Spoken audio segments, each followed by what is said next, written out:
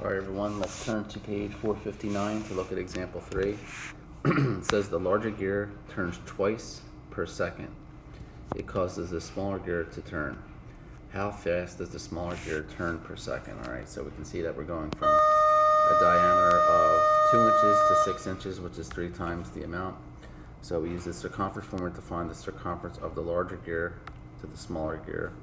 So we do 6 times 3.14, it's about 18.84. The smaller one ends up being about 6. Alright. Then it says that we'll use the circumference formula to find the gears, which we did. Step 2, divide the number of full turns the smaller gear makes. So we see that it's roughly about 3. And then we'll multiply to find the number of full turns the smaller gear makes in 1 second. So we multiply that by 2, because we said that in the first problem that the first one turns 2 times per second. And the small gear makes 6 full turns per second. So it's going to move a little faster. Here it says the circle has a circumference of 9.42. So remember, circumference is, the formula is circumference pi times diameter. What is the area of the square? Use 3.14 for pi.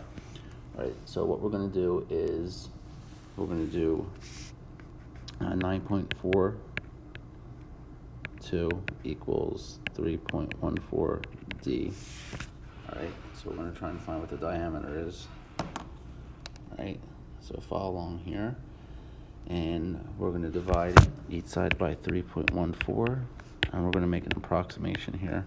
So 9.42 divided by 3.14 ends up being exactly 3. So the diameter is 3. But from here to here is actually the radius. So it's 1.5 for the radius. And when we're looking for the area, we're going to do 1.5 times 1.5. So that ends up being 2.25.